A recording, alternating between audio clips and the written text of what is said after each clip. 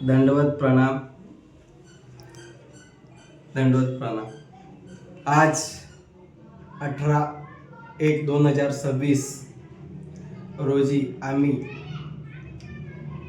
भरूच या ठिकाणी स्थान दर्शनाला गेलो. आपल्या जे स्वामींचा राजवाडा आहे तिथं आम्ही 30-35 लोक गेलो. तिथं आम्ही पोचलो त्या क्षणी जे अहिंदू आहेत त्यांनी आम्हाला खूप उपद्रव केला. आम्ही गेटच्या मध्ये गेलो तर ते म्हणे त्यांनी सांगितलं की बाहेर निघा, बाहेर निघा. आम्हाला म्हणजे 2 महिन्याचा टाईम दिला आहे भाऊ असं सांगत होते. आणि एक आम्हाला धाक धमकी दाखवत होता. आम्ही बाहेर निघालो.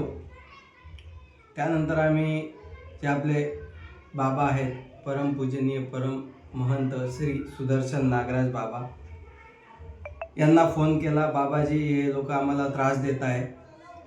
तर बाबा म्हणे तुम्ही तिथंच थांबा,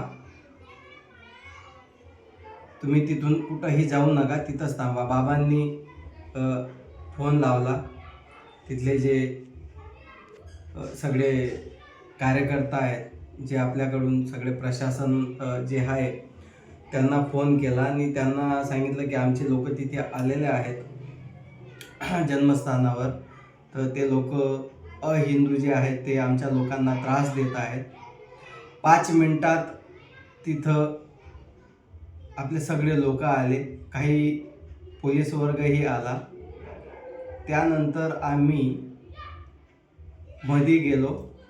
मध्ये जाऊन आम्ही सगळं पाहिलं. आम्ही बाहेर आलो तर पोलिसांनी सांगितलं की तुम्ही तक्रार नोंदणी करून घ्या, म्हणजे याच्या पुढे जे कोणी लोक येणार आहेत त्यांना असा त्रास व्हायला नको.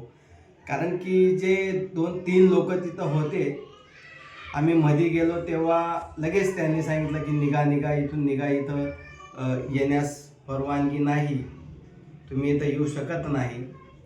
त्याच्यातून जो एक अहिंदू होता त्याने मध्ये जाऊन दरवाजा बंद केला आणि खाली आला. खालून अजून मध्ये गेला आणि तिकडे जे कोणी 2-4 लोक होते त्यांना सांगितलं की तुम्ही मधून दरवाजा लावून घ्या, म्हणजे जे बाहेर सगळे लोक उभे आहेत त्यांना मध्ये येता येणार नाही.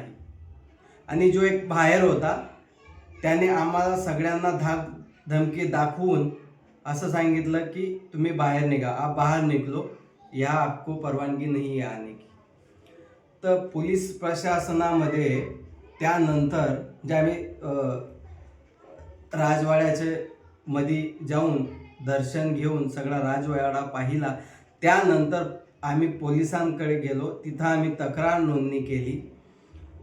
पोलिसांनी खूप छान असा प्रतिसाद दिला.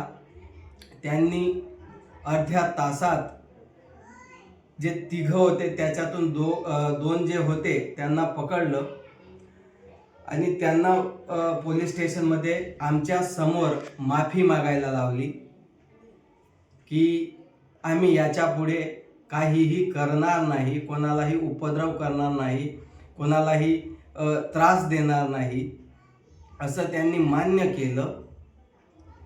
मग आम्ही तिथून सुरत येण्यासाठी निघालो. म्हणून कुणीही जर गेलं तिथला आपल्याकडे जे PSI आहेत राठोड साहेब, त्यांचा खूप असा चांगला प्रतिसाद आहे. तर ज्यांना कुणालाही जायचं असेल त्यांनी सुदर्शन बाबांना पहिले कॉन्टॅक्ट करा, त्यांच्याशी बोलून घ्या, म्हणजे सुदर्शन बाबा पुढची लाईन लावतील. तसं तर काही असं टेन्शनसारखी गोष्ट नाही, पण काय आहे की ते लोक थोडेसे त्रास देतात. तर म्हणून तुम्ही बाबांची संपर्क साधून मग तुम्ही भरूचला जा, म्हणजे पोलीस प्रशासनालाही माहिती पडेल की हे तिकडचे लोक आले आहेत, आपल्याला इथं थांबायचे आहे. तसं राठोड साहेबांनी सांगितलं की डेली आमचे तिथं 2-3 नाही तर 4-5 लोकांचं त्यांनी मला नाव दाखवलं.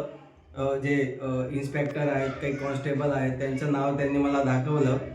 की त्यांची यादीमध्ये जुम्मा मस्जिदमध्ये 5 कॉन्स्टेबलांना तिथं म्हणजे ते तिथं राहणार डेली, पण काही कारणास्तव ते रात्री नाही होते तिथं आणि सकाळी नाही होते. पण आजपासून तिथं कडक बंदोबस्त राहील, म्हणून कोणीही तिथं गेलं तर टेन्शन घ्यायचं काही काम नाही. पोलीस प्रशासन आपल्यासोबत आहेत, आपल्या सुदर्शन बाबा आहेत तेही आपल्यासोबत आहेत. कुणाला काहीही प्रॉब्लेम आला म्हणजे बाबांना फोन करा, बाबा त्यांना लगेच कॉन्टॅक्ट करतील. दंडवत प्रणाम.